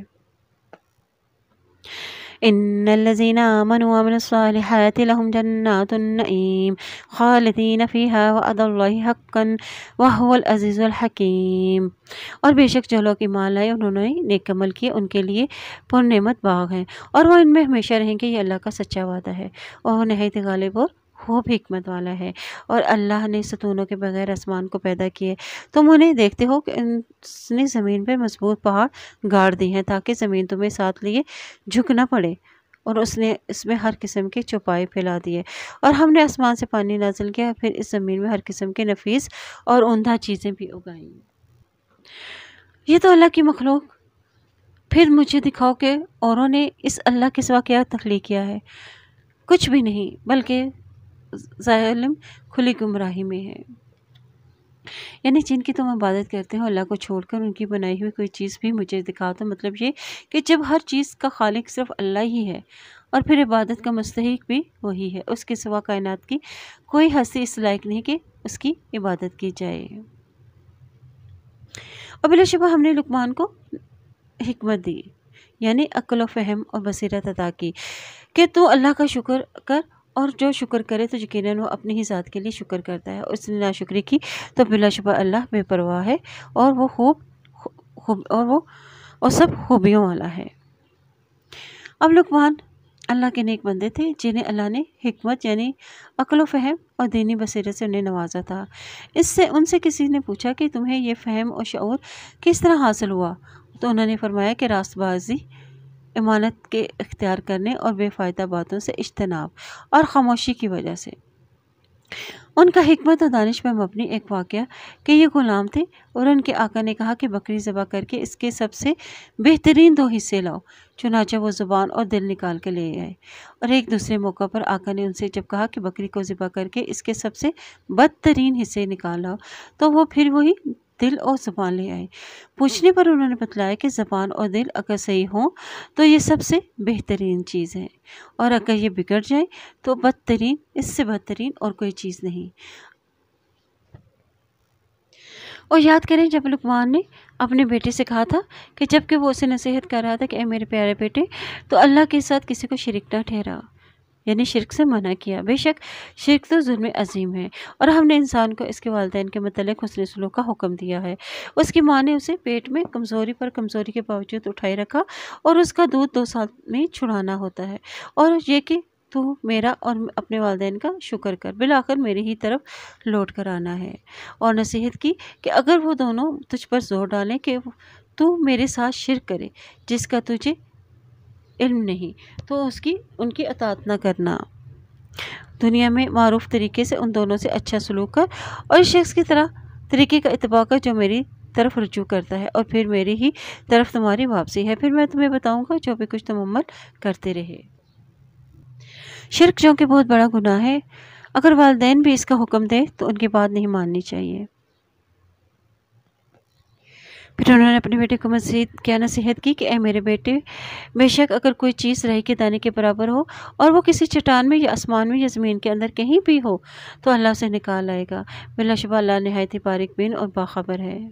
یعنی انسان کا اچھا یا برا کام کتنا بھی چھپ کر وہ کرے، وہ اللہ سے چھپا ہوا نہیں رہ سکتا۔ قیامت والے دن اللہ اسے حاضر کر لے گا اور اچھے کام کی پھر اسے اچھی جزا دے گا۔ اور اے میرے بیٹے، تو نماز قائم کر اور نیکی کا حکم دے اور برائی سے منع کر، اور جو تکلیف تجھے پہنچے اس پر صبر کر، اور بے شک یہ ہمت کے کاموں میں سے ہے۔ اور تو لوگوں سے بے رخی نہ کر، یعنی تکبر نہ کر، لوگوں کو حقیر نہ جانو، اور زمین میں اکڑ کر نہ چلنا، اور بے شک اللہ ہر مغرور اور ڈنگے مارنے والوں کو پسند نہیں کرتا۔ اور مزید کیا نصیحت کی کہ تو اپنی چال و درمیانی رکھ، یعنی اتنی چال اتنی سست نہ ہو کہ جیسے تم بیمار معلوم ہو، اور نہ ہی اتنی تیز کہ وقار کے خلاف ہو، اور اپنی آواز کو دھیمے رکھ، بلا شبہ سب آوازوں میں سے بری آواز گدھے کی ہے۔ یعنی چیخ چلا کر بات نہ کر، اس لیے کہ اونچی آواز سے بات کرنا ناپسندیدہ ہے۔ اور کیا تم نے دیکھا نہیں کہ بے شک اللہ نے جو کچھ بھی آسمانوں میں اور جو کچھ بھی زمین میں ہے تمہارے لیے کام میں لگا دیے ہیں، اور اس نے تم پر اپنی ظاہری اور چھپی نعمتیں پوری کر دی ہیں۔ اور بعض وہ لوگ ہیں جو اللہ کے بارے میں بغیر علم، بغیر ہدایت اور بغیر کسی روشن کتاب کے جھگڑا کرتے ہیں۔ یعنی اور جب ان سے کہا جاتا ہے کہ تم اس کا اتباع کرو جو اللہ کے رسول پر نازل ہوئی، تو وہ کہتے ہیں کہ ہم تو اسی طریقے پر پیروی کریں گے جس پر ہم نے اپنے باپ دادوں کو پایا ہے، کہ اگرچہ شیطان انہیں عذاب جہنم کی طرف بلا رہا ہو تب بھی۔ اور جو شخص فرمان بردار ہو کے اپنا منہ اللہ کی طرف جھکا لے جبکہ وہ نیکوکار بھی ہو، تو بلا شبہ اس نے مضبوط سہارا پکڑ لیا، یعنی اللہ کے ساتھ مضبوط تعلق جوڑ لیتا ہے، اور پھر اسی کی رضا کے لیے وہ کوشش کرتا ہے، اور سب کاموں کا انجام اللہ ہی کے پاس ہے۔ اور اے نبی صلی اللہ علیہ وسلم، جس کسی نے بھی کفر کیا تو اس کا کفر آپ کو غم میں نہ ڈالے، بالآخر ہماری طرف ہی ان کی واپسی ہے، چنانچہ ہم انہیں بتا دیں گے، ان کے اعمال کی جزا دے دیں گے جو کچھ بھی انہوں نے کیا ہوگا۔ بے شک اللہ سینوں کے راز خوب جانتا ہے، اور ہم نے انہیں تھوڑا سا فائدہ دیتے ہیں اور پھر ہم انہیں سخت عذاب کی طرف دھکیل دیں گے۔ اور اگر آپ ان سے پوچھیں کہ آسمان اور زمین کو کس نے پیدا کیا، تو وہ ضرور کہیں گے کہ اللہ نے۔ پھر آپ کہہ دیجئے کہ سب تعریفیں اللہ ہی کے لیے ہے، لیکن ان کے اکثر نہیں جانتے۔ اللہ ہی کے لیے ہے جو کچھ آسمان اور زمین میں ہے، بے شک اللہ ہی بے نیاز اور تعریف والا ہے۔ اور اگر زمین میں جتنے بھی درخت ہیں سب کلمے بن جائیں، اور سمندر روشنائی بن جائے، اور اس کے بعد 7 سمندر اس میں مزید روشنائی شامل کرتے ہیں، تو بھی اللہ کے کلمات ختم نہ ہوں گے، اور بے شک اللہ نہایت ہی غالب اور بہت ہی حکمت والا ہے۔ یعنی اللہ کی عظمت و کبریائی بیان کی گئی ہے کہ اگر کوئی اس کی عظمت و کبریائی کو بیان کرنا چاہتا ہے تو وہ اسے شمار نہیں کر سکتا۔ اللہ کی معلومات، اس کی تخلیق، اس کے عجائبات اور اس کی قدرت کی باتیں، علم کی باتیں اور اس کی تعریف شمار نہیں کر سکتا۔ تمہیں پیدا کرنا اور تمہیں قیامت کے دن دوبارہ اٹھانا اللہ کے نزدیک ایسا ہی ہے جیسے کہ ایک نفس کو پیدا کرنا، اور اللہ بلا شبہ خوب سننے والا اور خوب ہی دیکھنے والا ہے۔ کہ آپ نے نہیں دیکھا کہ بے شک اللہ تعالیٰ رات کو دن میں داخل کرتا ہے اور دن کو رات میں داخل کرتا ہے، اس نے سورج اور چاند کو کام پر لگا دیا ہے اور ہر ایک کے مقررہ وقت پر تک چلتا رہے گا، اور بے شک جو تم عمل کرتے ہو اللہ اسے خوب باخبر ہے۔ اور یہ اس لیے کہ بے شک اللہ ہی کا حق ہے، اور بے شک اس کے سوا جسے وہ پکارتے ہیں وہ باطل ہے، اور بلا شبہ اللہ ہی بلند مرتبہ اور بہت بڑا ہے۔ کہ آپ نے نہیں دیکھا بے شک سمندر میں اللہ کے فضل سے کشتیاں چلتی ہیں تاکہ وہ تمہیں اپنی نشانیاں دکھائے، اور اس میں بلا شبہ ہر بڑے صابر اور شاکر کے لیے بڑی ہی نشانیاں ہیں۔ اور جب سمندر میں سائبانوں کے مانند کوئی موج انہیں ڈھانپ لیتی ہے تو وہ خالص اعتقاد کے ساتھ اللہ ہی کو پکارتے ہیں، یعنی جب ان پر موت کا خوف طاری ہوتا ہے تو وہ اللہ کو پکارنے لگتے ہیں، اور جب وہ انہیں خشکی کی طرف، یعنی جب وہ اللہ تعالیٰ انہیں منزل مقصود پر انہیں پہنچا دیتا ہے، انہیں نجات دے دیتا ہے، تو ان میں سے چند لوگ ہی عہد پر قائم رہتے ہیں، اور ہر عہد توڑنے والا ناشکرہ ہی ہماری آیات کا انکار کرتا ہے۔ اے لوگ، اپنے رب کا تقوی اختیار کرو اور ڈرو اس دن سے جب کوئی باپ اپنی اولاد کے کام نہ آئے گا، اور نہ اولاد اپنے باپ کے کچھ کام آئے گی۔ بے شک اللہ کا وعدہ سچا ہے، لہٰذا دنیاوی زندگی تمہیں دھوکے میں نہ ڈال دے، اور کوئی دھوکے باز تمہیں اللہ کے متعلق دھوکے میں نہ ڈالے۔ بے شک قیامت کا علم اللہ ہی کے پاس ہے، اور وہی بارش نازل کرتا ہے، وہی جانتا ہے کہ جو ماؤں کے پیٹوں میں ہے، اور کوئی نہیں جانتا کہ وہ کل کیا کام کرے گا، اور کوئی نہیں جانتا کہ وہ کس زمین میں مرے گا۔ بے شک اللہ خوب جاننے والا اور باخبر ہے، یعنی وہ یہ نہیں جانتا کہ اس کی موت کہاں آئے گی، گھر میں یا گھر سے باہر، اس کی خواہشات پوری ہونے سے پہلے یا اس کے بعد، کسی کو یہ معلوم نہیں۔ سورۃ السجدہ۔ بسم اللہ الرحمن الرحیم۔ الف لام میم۔ تنزیل الکتاب لا ریب فیہ من رب العالمین۔ الف لام میم، اس میں کوئی شک نہیں کہ اس کتاب کا نزول رب العالمین کی طرف سے ہے۔ حدیث میں آتا ہے کہ نبی صلی اللہ علیہ وسلم جمعے کے دن فجر کی نماز میں الف لام میم سجدہ اور دوسری رکعت میں سورۃ الدہر پڑھا کرتے تھے۔ اسی طرح یہ بھی صحیح سند سے ثابت ہے کہ نبی صلی اللہ علیہ وسلم رات کو سونے سے قبل سورۃ الف لام میم سجدہ اور سورۃ ملک پڑھا کرتے تھے۔ تنزیل الکتاب لا ریب فیہ من رب العالمین، یعنی مطلب یہ ہے کہ یہ جھوٹ، جادو، کہانت اور منکرت قصے کہانیوں کی کتاب نہیں، بلکہ یہ رب العالمین کی طرف سے ہدایت ہے۔ اور ام یقولون افتراہ بل هو الحق من ربک لتنذر قوما ما آتاہم من نذیر من قبلک لعلہم یہتدون، اور کیا وہ کہتے ہیں کہ نبی نے اسے خود کر لیا ہے؟ نہیں، بلکہ وہ آپ کے رب کی طرف سے حق ہے تاکہ آپ لوگوں کو ڈرائیں جن کے پاس آپ سے پہلے کوئی ڈرانے والا نہیں آیا، شاید کہ وہ ہدایت پا جائیں۔ اور اللہ ہے جس نے آسمان و زمین کو اور جو کچھ بھی ان کے درمیان ہے 6 دنوں میں پیدا کیا ہے، پھر وہ عرش پر مستوی ہوا اور اس کے سوا نہ تمہارا کوئی دوست ہے اور نہ ہی کوئی سفارشی، اور پھر کیا تم نصیحت نہیں پکڑتے؟ اور یعنی تم کہ نجات نہیں سمجھتے کہ نجات اللہ پر ہی ایمان لانے میں ہے، اور وہی آسمان و زمین میں سارے معاملات کی تدبیر کرتا ہے۔ پھر ایک دن جس کی مقدار تمہارے شمار میں 1000 سال ہے، وہ معاملہ اوپر اس کے پاس جاتا ہے، اور وہ مدبر ہے، چھپے اور ظاہر کا جاننے والا اور نہایت غالب اور خوب رحم کرنے والا ہے۔ اور وہ اللہ کی ذات ہے جس نے ہر چیز کو جو بھی پیدا کی اچھے طریقے سے بنائی۔ اس نے تخلیق انسان کی ابتدا مٹی سے کی، پھر اس کی نسل سے حقیقی پانی سے یعنی نطفے سے چلائی، پھر اس کے اعضاء کو درست کیا، پھر اپنی روح پھونکی، اور اس نے تمہارے کان، آنکھیں اور دل بنائے، اور تم کم ہی شکر ادا کرتے ہو۔ اور ان لوگوں یعنی کافروں نے کہا، کیا جب ہم زمین میں گم ہو جائیں گے تو کیا ضرور ہم نئی پیدائش میں ظاہر ہوں گے؟ نہیں، بلکہ وہ تو اپنے رب کی ملاقات کے ہی منکر ہیں۔ یعنی اتنے احسانات ہو جانے کے باوجود بھی انسان اتنا ناشکر ہے کہ وہ اللہ کا شکر کم ہی ادا کرتا ہے۔ اور کہہ دیجیے تمہیں موت کا فرشتہ فوت کرتا ہے اور جو تم پر مقرر کیا گیا ہے، پھر تم اپنے رب ہی کی طرف لوٹائے جاؤ گے۔ کاش آپ دیکھیں کہ جب مجرم اپنے رب کے حضور سر جھکائے پیش ہوں گے اور کہیں گے کہ اے ہمارے رب، ہم نے دیکھ لیا اور ہم نے سن لیا، یعنی جس کا ہم انکار کرتے تھے اور پیغمبروں کی تصدیق کا ان کو چٹلاتے تھے، آج ہم نے وہ دیکھ لیا اپنے کفر شرک اور نافرمانیوں کے باعث، لہٰذا ہمیں واپس بھیج کہ ہم نیک عمل کریں، اور بے شک ہم یقین کرنے والے ہیں۔ یعنی گناہ کاروں کا اپنے رب کے سامنے سر جھکانے کی وجہ یہ ہوگی کہ وہ اپنے کفر و شرک کی وجہ سے مارے ندامت کے سر نہ اٹھا سکیں گے اور کہیں گے کہ ہمارے رب، ہم نے دیکھ لیا اور سن لیا، یعنی دنیا میں ہم جن کو چھٹلاتے تھے اسے آج ہم نے دیکھ لیا، اور جس کا انکار کرتے تھے اس سے سن لیا، تیرے وعدوں کی سچائی کو دیکھ لیا اور پیغمبروں کی تصدیق کو سن لیا، لیکن اب ان کا سننا انہیں کچھ کام نہ آئے گا، تو وہ کہیں گے کہ ہمیں واپس دنیا میں لوٹاتے تاکہ ہم نیک عمل کریں، ہم یقین کرنے والے ہیں۔ اب انہیں ایسا کہنا ان کو کوئی فائدہ نہ دے گا، اللہ کا عذاب انہیں بھگتنا ہی ہوگا۔ اور اگر ہم چاہیں تو ہم ہر شخص کو اس کی ہدایت دے دیں، لیکن میری طرف سے تو قول و وعدہ ثابت ہو گیا کہ میں جہنم کو جنوں اور انسانوں اور سب سے بھر دوں گا، چنانچہ تم عذاب چکھو، اس لیے کہ تم نے اپنے اس دن کی ملاقات بھلائے رکھی تھی۔ بے شک آج ہم نے بھی تمہیں بھلا دیا ہے، جو برے عمل تم کرتے تھے اس کی وجہ سے تم ہمیشہ کا عذاب چکھو۔ اور ہماری آیاتوں پر تو صرف وہی لوگ ایمان لاتے ہیں جب انہیں ان کے ساتھ نصیحت کی جاتی ہے تو وہ سجدے میں گر پڑتے ہیں۔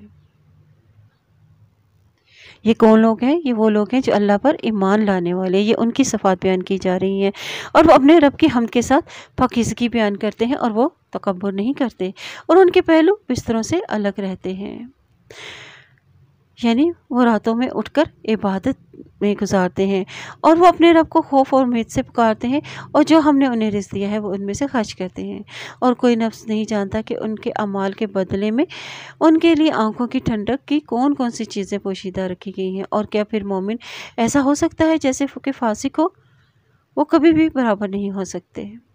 لیکن جو لوگ ایمان لائے اور انہوں نے نیک عمل کیے ان کے لیے رہنے کے باغات ہوں گے، اور ان کے اعمال کے مطابق کہ ان کے بدلے میں مہمانی ہے جو وہ کیا کرتے تھے، لیکن جن لوگوں نے نافرمانی کی تو ان کا ٹھکانہ آگ ہے، اور جب بھی وہ ارادہ کریں گے کہ اس سے نکلیں، یعنی جہنم کی شدت سے عذاب سے نکلنا چاہیں گے، تو انہیں اس میں لٹا دیا جائے گا اور ان سے کہا جائے گا کہ اس آگ کا عذاب چکھو جس سے تم جھٹلاتے تھے،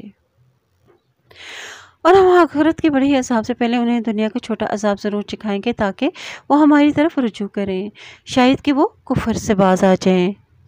وَمَنْ أَظْلَمُ مِمَّنْ ذُكِّرَ بِآيَاتِ رَبِّهِ ثُمَّ أَعْرَضَ عَنْهَا إِنَّا مِنَ الْمُجْرِمِينَ مُنْتَقِمُونَ۔ اور شخص سے زیادہ ظالم کون ہے جسے اس کے رب کی آیات کے ساتھ نصیحت کی گئی پھر اس نے منہ موڑ لیا؟ یقیناً ہم مجرموں سے انتقام لینے والے ہیں۔ اور بلا شبہ ہم نے موسیٰ علیہ السلام کو کتاب دی، لہٰذا اے نبی صلی اللہ علیہ وسلم آپ اس کی ملاقات کے متعلق شک میں نہ رہیں، اور ہم نے اسے یعنی تورات کو بنی اسرائیل کے لیے ہدایت بنایا تھا، اور جب انہوں نے صبر کیا تو ہم نے ان میں سے کچھ ایسے پیشوا بنائے جو ہمارے حکم سے رہنمائی کرتے تھے اور وہ ہماری آیات پر یقین رکھتے تھے۔ بلا شبہ آپ کا رب ہی روز قیامت ان کے مابین ان کا فیصلہ کرے گا جس میں وہ اختلاف کرتے تھے۔ اور کیا ان میں واضح نہیں کہ ہم نے ان سے پہلے کتنی ہی امتیں ہلاک کی ہیں جن کے گھروں میں اب وہ چلتے پھرتے ہیں، بے شک ان میں عظیم نشانی ہے، کیا وہ سنتے نہیں؟ یعنی ان کا بھی یہی حشر ہو سکتا ہے اگر وہ کفر و شرک پر اصرار کرتے رہے۔ کیا انہوں نے نہیں دیکھا کہ بے شک ہم پانی کو بجز زمین کی طرف بہا لے جاتے ہیں، پھر ہم اس کے ذریعے سے کھیتی نکالتے ہیں اور اس سے ان کے چوپائے اور خود بھی کھاتے ہیں، اور پھر کیا غور و فکر نہیں کرتے؟ اور وہ کہتے ہیں کہ اگر تم سچے ہو تو بتاؤ یہ فیصلہ کب ہوگا؟ یعنی اللہ کا وہ عذاب جو کفار مکہ نبی صلی اللہ علیہ وسلم سے طلب کرتے تھے اور کہتے تھے کہ اے محمد صلی اللہ علیہ وسلم تیرے اللہ کی مدد تیرے لیے کب آئے گی جس سے تو ہمیں ڈراتا رہتا ہے؟ کہہ دیجئے فیصلے کے دن کفر والوں کو ان کا ایمان لانا نفع نہ دے گا اور نہ انہیں مہلت دی جائے گی، چنانچہ آپ ان سے منہ پھیر لیجئے، یعنی مشرکوں سے اعراض کریں اور انتظار کریں، بے شک وہ بھی انتظار کر رہے ہیں کہ شاید کہ پیغمبر تک ہار جائیں اور ان کی دعوت توحید سے وہ باز آ جائیں۔ اور اللہ کا وعدہ کیا ہے کہ وہ کب پورا ہوتا ہے؟ تیرے مخالفوں پر تجھے غلبہ عطا کرے گا، اور وہ اللہ کا وعدہ پورا ہو کر رہے گا۔ اور مشرکوں پر اللہ تعالیٰ نے مسلمانوں کو غلبہ عطا کیا۔ اور یہاں فیصلے کے دن سے مراد ہے کہ اللہ کا وہ عذاب ہے جو کفار مکہ نبی صلی اللہ علیہ وسلم سے طلب کرتے رہتے تھے۔ وہ کہتے تھے کہ اے محمد تیرے اللہ کی مدد صلی اللہ علیہ وسلم تیرے اللہ کی وہ مدد تیرے لیے کب آئے گی جس سے تو ہمیں ڈراتا رہتا ہے۔ یوم الفتح ہی سے مراد آخرت کے فیصلے کا دن جہاں ایمان قبول ہوگا اور نہ مہلت دی جائے گی۔ فیصلے کے دن ایمان لانا انہیں کوئی فائدہ نہ دے گا۔ فَأَعْرَضَ، پھر ایسے حالات میں ان سے اعراض برتیں، ان کی مخالفت کی پرواہ نہ کیجیے، ان کی باتوں پر توجہ نہ دیجیے۔ یہ کافر منتظر ہیں کہ شاید یہ پیغمبر ہی گردشوں کا شکار ہو جائے، کہ اس کی دعوت ہی ختم ہو جائے، لیکن دنیا نے دیکھ لیا کہ اللہ تعالیٰ نے اپنے نبی کے ساتھ کیے ہوئے وعدوں کو پورا کیا۔ سورۃ الاحزاب، بسم اللہ الرحمن الرحیم۔ یا ایہا النبی اتق اللہ ولا تطع الکافرین والمنافقین ان اللہ کان علیما حکیما۔ اے نبی صلی اللہ علیہ وسلم اللہ سے ڈرتے رہیے اور کافروں اور منافقوں کی اطاعت نہ کیجیے، بے شک اللہ سب کچھ جاننے والا اور خوب حکمت والا ہے۔ یہاں نبی صلی اللہ علیہ وسلم کو حکم دیا جا رہا ہے کہ اللہ کا تقوی اختیار کرو۔ اتق اللہ یعنی تقوی کا مطلب ہے کہ اللہ کی اطاعت، اس کی دی ہوئی روشنی ہدایت کے مطابق۔ اور تقوی اختیار کرنے کا مقصد یہ ہے کہ تاکہ کفار اور منافقین کی پہچان ہو جائے۔ علیمن حکیمن یعنی اللہ جاننے والا حکمت والا ہے، وہی اس بات کا حقدار ہے کہ اسی کی اطاعت کی جائے اور وہ اپنے اقوال اور افعال میں حکیم ہے۔ اور اسی کا اتباع کیجیے جو آپ کے رب کی طرف سے آپ پر وحی کی گئی ہے، اور بے شک تم جو کچھ بھی کرتے ہو اللہ اس سے خوب باخبر ہے۔ اور آپ اللہ پر توکل کیجیے اور اللہ بطور کارساز کافی ہے۔ اللہ نے کسی شخص کے سینے میں 2 دل نہیں بنائے، اور تم اپنی جن بیویوں کو ماں کہہ بیٹھے ہو انہیں اللہ نے تمہاری حقیقی مائیں نہیں بنایا، اور نہ ہی اس نے تمہارے لے پالک منہ بڑلے بیٹوں کو تمہاری حقیقی بیٹے بنائے ہیں۔ یہ تو تمہارے اپنے منہ کی باتیں ہیں، اور اللہ حق بات کہتا ہے، وہی سیدھا راستہ دکھاتا ہے۔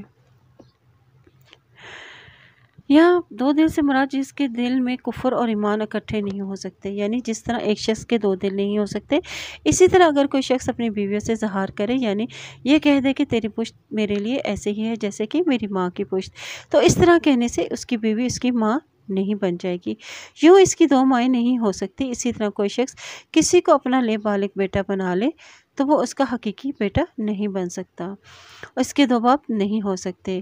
ذالکم قولکم بافواہکم، یعنی کسی کو ماں کہہ دینے سے وہ ماں نہیں بن جاتی اور نہ بیٹا کہہ دینے سے کوئی بیٹا بن جاتا ہے، یعنی ان پر نبوت کے شرعی حکام جاری نہ ہوں گے۔ وہ بولے کہ بیٹے کی بھی کوئی حقیقت نہیں ہے۔ واللہ بقول الحق، یعنی اللہ کا اتباع کرو اور زہار والی عورت کو ماں اور لے بالغ بیٹے کو بیٹا مت کہو۔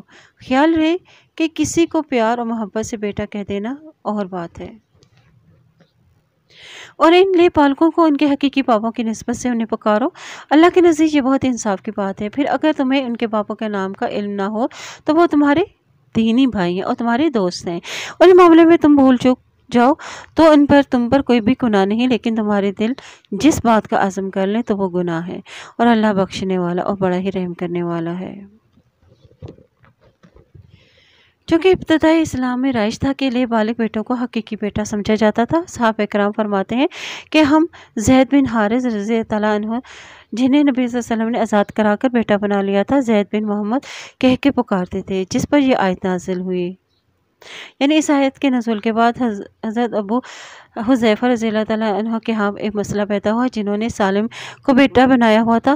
جب منہ بولے بیٹوں کو حقیقی بیٹا سمجھنے سے روک دیا گیا تو اس پر پردہ کرنا ضروری ہو گیا۔ نبی صلی اللہ علیہ وسلم نے حضرت حذیفہ رضی اللہ عنہ کی بیوی کو کہا کہ وہ اسے دودھ پلا کر اسے اپنا رضاعی بیٹا بنا لو، کیونکہ اس طرح تم اس پر حرام ہو جاؤ گی۔ چنانچہ انہوں نے ایسا ہی کیا، اور نبی مومنوں پر خود ان میں سے بھی زیادہ حق رکھنے والے ہیں، اور نبی کی بیویاں ان کی مائیں ہیں، اور رشتہ دار اللہ کی کتاب کی روح سے دوسرے مومن اور مہاجرین کی نسبت آپس میں ترکے کے زیادہ حقدار ہیں۔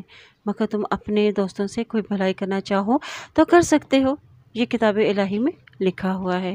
اور اے نبی یاد کیجئے جب ہم نے تمام نبیوں سے ان کا عہد لیا، اور آپ سے بھی، اور نوح علیہ السلام سے بھی، ابراہیم علیہ السلام اور موسیٰ علیہ السلام اور حضرت عیسیٰ ابن مریم سے بھی، اور ان میں سے ہم نے پختہ عہد لیا۔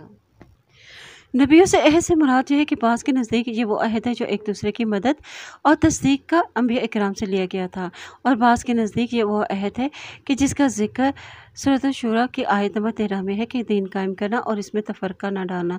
یہ عہد اگرچہ تمام انبیاء اکرام سے لیا گیا تھا، یہاں بطور خاص 5 انبیاء اکرام کا نام لیا گیا ہے، جن سے ان کی اہمیت اور عظمت واضح ہے، اور ان میں نبی پاک صلی اللہ علیہ وسلم کا ذکر سب سے پہلے ہے۔ اور یہ عہد کیوں لیا گیا تھا؟ تاکہ اللہ سچوں سے ان کی سچائی کے متعلق پوچھے، اور ان سے کافروں کے لیے دردناک عذاب تیار کر رکھا ہے۔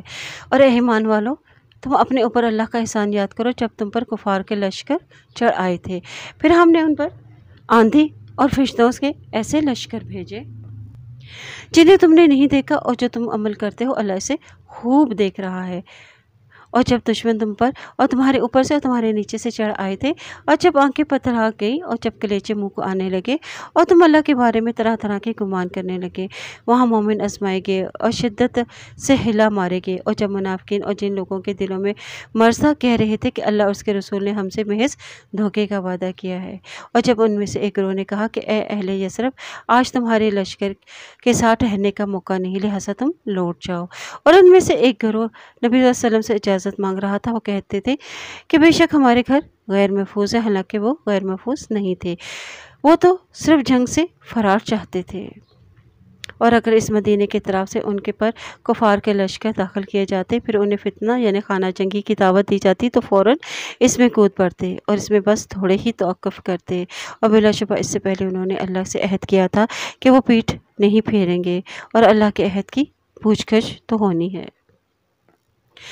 ان آیات میں غزوہ احزاب کی تفصیل بیان کی گئی ہے جو 5 ہجری میں پیش آیا تھا۔ اسے احزاب اس لیے بھی کہتے ہیں کہ اس موقع پر تمام اسلام دشمن گروہ جمع ہو کر مسلمان کے مرکز یعنی مدینہ پر حملہ آور ہوئے تھے۔ احزاب حزب گروہ کی جمع ہے، اسے جنگ خندق بھی کہتے ہیں، اس لیے مسلمانوں نے اپنے بچاؤ کے لیے مدینے کے اطراف خندق کھود دی تھی تاکہ دشمن مدینے کے اندر نہ آ سکیں۔ اس کی مختصر تفسیر کچھ اس طرح ہے کہ یہودیوں کے قبیلے بنو نذیر، جس کو رسول اللہ صلی اللہ علیہ وسلم نے مسلسل بد عہدی کی وجہ سے مدینے سے جلا وطن کر دیا تھا، یہ قبیلہ خیبر میں جا کر آباد ہوا تھا۔ اس نے کفار مکہ کو مسلمانوں پر حملہ ہونے کے لیے تیار کیا۔ اس طرح جو ہے مختلف قبائل جو تھے ان کی مدد کا انہوں نے یقین دلا کر انہیں اس جنگ کے لیے تیار کیا، اور یوں یہ یہودی اسلام مسلمانوں کے تمام دشمنوں کو اکٹھا کر کے مدینے پر حملہ آور ہونے میں کامیاب ہو گئے تھے۔ اور مشرکین مکہ کی قیادت ابو سفیان کے پاس تھی، انہوں نے احد کے آس پاس پڑاؤ ڈال کر مدینے کا محاصرہ کر لیا تھا، اور ان کی مجموعی تعداد 10,000 تھی، جبکہ مسلمانوں کی تعداد 3,000 تھی۔ علاوہ ازیں جنوبی رخ پر یہودیوں کا تیسرا قبیلہ بنو قریظہ بھی آباد تھا، جس سے ابھی تک مسلمانوں کا معاہدہ قائم، اور وہ مسلمانوں کی مدد کے پابند تھے، لیکن اس سے بھی بنو نذیر کے سردار نے ورغلا کر مسلمانوں کے خلاف کر دیا تھا اور اپنے ساتھ ملا لیا تھا۔ یوں مسلمان چاروں طرف سے گھر گئے تھے۔ اس موقع پر حضرت سلیمان فارسی کے مشورے پر خندق کھودی گئی تھی، جس کی وجہ سے دشمن کا لشکر مدینے کے اندر نہ آ سکا۔ تاہم مسلمان دشمنوں کی یہ الغاز سے سخت خوفزدہ تھے۔ کم و بیش 1 مہینے تک یہ محاصرہ قائم رہا۔ بالآخر اللہ تعالیٰ نے مسلمانوں کی مدد کی، اور ان آیات میں انہی حالات کا تذکرہ ہے۔ جنودن سے مراد کفار کی فوجیں ہیں جو جمع ہو کر آئی تھیں۔ تند و تیز ہواؤں سے مراد یہاں وہ ہوائیں ہیں جو سخت طوفان آندھی کی شکل میں آئی تھیں، جن سے ان دشمنوں کے خیمے اکھڑ گئے تھے اور جانور رسیاں توڑا کر بھاگ گئے تھے۔ وہ جنود لم تروہا، اس سے مراد فرشتے ہیں جو مسلمانوں کی مدد کے لیے آئے۔ انہوں نے دشمنوں کے دلوں پر ایسا خوف اور دہشت طاری کر دی تھی کہ انہیں وہاں سے جلد بھاگ جانے میں ہی انہوں نے اپنی عافیت سمجھی۔ اور جب دشمن تمہارے اوپر اور نیچے سے چڑھائے تھے، یعنی ہر طرف سے دشمن آ رہے تھے، اوپر سے مراد عطفان یعنی حوازن اور دیگر نجد کے مشرکین، اور نیچے سے مراد قریش اور ان کے اوان و انصار، اور مسلمانوں کو خوف، قتال، بھوک اور محاصرے میں مبتلا کر کے ان کو چانچا پرکھا گیا تھا تاکہ مومن اور منافقین الگ الگ ہو جائیں۔ اہل یثرب، یثرب سے اس پورے علاقے کا نام ہے۔ مدینہ اسی کا ایک حصہ ہے۔ کہا جاتا ہے کہ اس کا نام یثرب اس لیے بھی پڑا تھا کہ کسی زمانے میں امالکہ میں کسی نے یہاں پڑاؤ ڈالا تھا، اور جس کا نام یثرب بن امیل تھا، اور آپ کہہ دیجئے کہ اگر تم موت سے یا قتل ہونے سے بھاگو تو تمہارا بھاگنا تمہیں ہرگز نفع نہ دے گا، اور تب تم بہت ہی کم فائدہ اٹھاؤ گے۔ اور کہہ دیجئے کون ہے جو تمہیں اللہ سے بچا سکے گا اگر وہ تمہیں نقصان پہنچانے کا ارادہ کر لے یا وہ تم پر رحمت کا ارادہ کر لے۔ وہ اللہ کے سوا اپنے لیے نہ کوئی حمایتی پائیں گے اور نہ ہی کوئی مددگار۔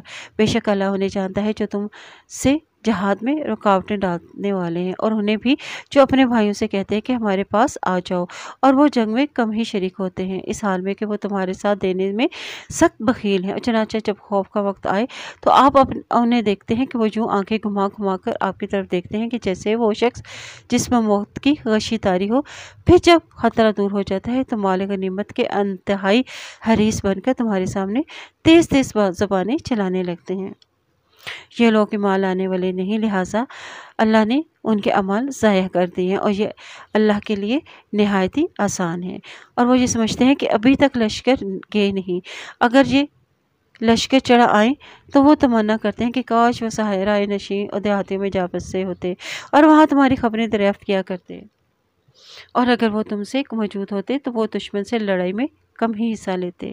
یقیناً تمہارے لیے رسول اللہ صلی اللہ علیہ وسلم کی ذات میں بہترین نمونہ ہے، اور ہر شخص کے لیے جو اللہ سے ملاقات اور یوم آخرت کی امید رکھتا ہو اور کثرت سے اللہ کا ذکر کرتا ہو۔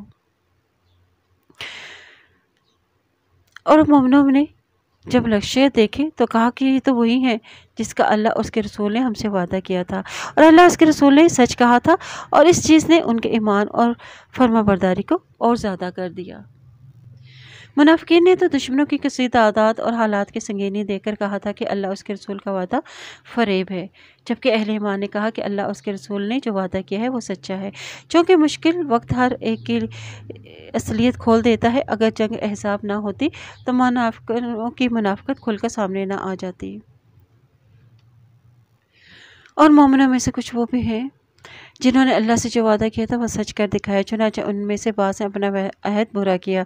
शहादत बाकी और उनमें से बास मुंतज़िर है, उन्होंने ये अहद में कोई तब्दीली ना की, ताकि अल्लाह सच्चों को उनकी सच्चाई की जज़ा दे और मुनाफिकों को अगर चाहे तो अजाब दे या उनकी तौबा कबूल फरमा ले। यकीनन अल्लाह बहुत ही मग़फ़िरत वाला और नहायत ही रहम करने वाला है। और ग़ज़वा अहज़ाब में अल्लाह ताला ने काफ़िरों को उनके नाकामी के गुस्से में लौटा दिया और कोई फ़ायदा हासिल ना कर सके। उस लड़ाई में अल्लाह ताला ने मोमिनों के लिए काफ़ी हो गया और अल्लाह ताला बड़ी ही कुदरत वाला और नहायत ही गालिब है। और अहले किताब में से जिन लोगों ने काफिरों की मदद की थी उन्हें अल्लाह ने उनके किलों से उतारा और उनके दिलों में रौब डाल दिया कि तुम इन बनु कुरैज़ा के एक गिरोह को कत्ल कर रहे थे और दूसरे गिरोह को कैदी बना रहे थे। और अल्लाह ने तुम्हें इनकी ज़मीनों और इनके घरों, उनके अमवाल, उनकी ज़मीन का वारिस बना दिया, जिसे तुम्हारे कदमों ने रोंदा नहीं था और अल्लाह हर शय पर खूबी कादिर है। इसमें ग़ज़वा बनी कुरैज़ा का जिक्र है। इस कबीले ने जंग अहज़ाब में मुशरिकों और दूसरे यहूदियों का साथ दिया था। चुनांचे जंग अहज़ाब की वापसी पर हज़रत जिब्राईल अलैहिस्सलाम आए और कहा कि आप सल्लम के हथियार रख दिए और हम फरिश्तों ने तो नहीं रखे। चलिए अब बनु कुरैज़ा के साथ निपटना है, मुझे अल्लाह ने इसीलिए आपके पास भेजा है। चुनांचे आप सल्लम ने मुसलमानों में ऐलान फरमा दिया कि असर की नमाज वहीं जाकर पढ़नी है। उनकी आबादी मदीने से चंद मील के फासले पर थी। ये अपने किलों में बंद हो गए और बाहर से मुसलमानों ने उनका मुहासरा कर लिया, जो कमो पेश 25 रोज़ तक कायम रहा। बिल आखिर उन्होंने साद बिन मुआज़ रज़ियल्लाहु ताला अन्हु को अपना सालिस मुकर्रर कर लिया कि वो जो भी फैसला करेंगे वो हमें मंजूर होगा। चुनांचे उन्होंने ये फैसला दिया कि उनमें से लड़ने वाले लोगों को कत्ल और बच्चे और औरतों को कैदी बना लिया जाए और उनका माल मुसलमानों में तकसीम कर दिया जाए। नबी सल्लल्लाहु अलैहि वसल्लम ने फैसला सुन के फरमाया कि यही फैसला आसमान से ऊपर अल्लाह का भी है। या अय्युहन नबिय्यु कुल अज़वाजिका इन कुन्तुन्ना तुरिदनल हयात दुनिया व ज़ीनतहा व तआलैना उमत्तिअकुन्ना व उसर्रिहकुन्ना सराहन जमीला। अरे नबी, अपनी बीवियों से कह दीजिए कि अगर तुम दुनिया की ज़िंदगी और इसकी ज़िन्नत चाहती हो तो आओ, मैं तुम्हें कुछ माल दूँ और तुम्हें भले तरीके से रुखसत कर दूँ। अज़वाज मुतहरात के लिए ये आयत उतरी है कि अगर दुनिया की इशरत चाहती हो तो नबी के घरों से जाना होगा। और अगर तुम अल्लाह और उसके रसूल और आखिरत के घर को चाहती हो तो अल्लाह ने तुम में से नेक काम करने वालियों के लिए अजर अजीम रखा है। और ए नबी की बीवी, अगर तुम में से कोई खुली बेहयाई का इर्तिकाब करे तो उसे दोहरा अजाब दिया जाएगा और अल्लाह के लिए ये नहायत ही आसान है। महज फ़राइज़ की अदायगी नहीं बल्कि एहसान भी करना होगा। इसके बरअक्स मुनाफिकीन औरतें जो नेकी से रोकती थी, बुराई की तरफ बुलाती थी। नबी सल्लल्लाहु अलैहि वसल्लम के अक़द में 9 बीवियाँ थीं। 3 कुरैश में से फतूहात के नतीजे में जब मुसलमानों के हालात पहले से बेहतर हो गए तो अंसारों और महाजिरीन की औरतों को देखकर अज़वाज मुतहरात ने भी नान और नफ़क़ा में इजाफे का मुतालबा कर दिया था। चुनांचे आप सल्लल्लाहु अलैहि वसल्लम ने अपनी बीवियों से अलहदगी अख्तियार कर ली, जो 1 महीने तक जारी रही। चुनांचे अल्लाह ताला ने यह आयत नाज़िल फरमाई और आप सल्लल्लाहु अलैहि वसल्लम ने सबसे पहले ये आयत हज़रत आयशा रज़ियल्लाहु ताला अन्हा को सुना कर कहा कि तुम अपने वालिदैन से मशवरा करके फ़ैसला कर लो। चुनांचे हज़रत आयशा रज़ियल्लाहु ताला अन्हा ने फरमाया कि मैं अल्लाह और उसके रसूल को पसंद करती हूँ। यही बात देखकर अज़वाज मुतहरात ने भी कही। फ़राइज़ अदा करने के साथ साथ एहसान के दर्जे पर भी ज़िंदगी बसर करनी चाहिए। अल्लाह ताला हमें कुरान और सुन्नत के मुताबिक ज़िंदगी बसर करने की तौफ़ीक़ अता फ़रमाए और उन पर अमल करने की भी तौफ़ीक़ अता फ़रमाए। आमीन। सुब्हानक अल्लाहुम्मा व बिहम्दिका अशहदु अल्ला इलाहा इल्ला अंता अस्तग़फिरुका व अतूबु इलैक।